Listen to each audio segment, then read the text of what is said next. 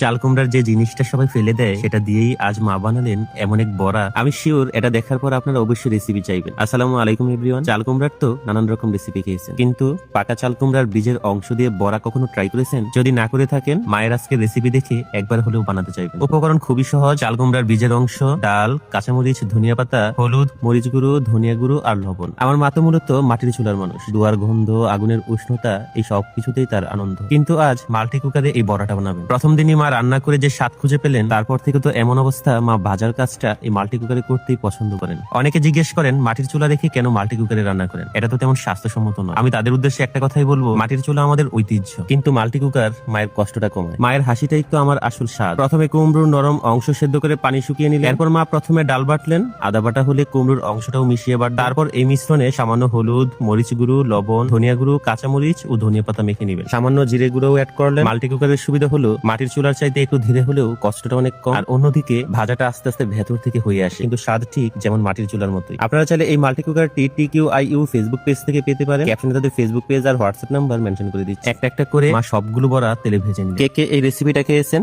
অবশ্যই কমেন্টে জানাবেন, আর ভালো লাগলে শেয়ার করবেন। প্লিজ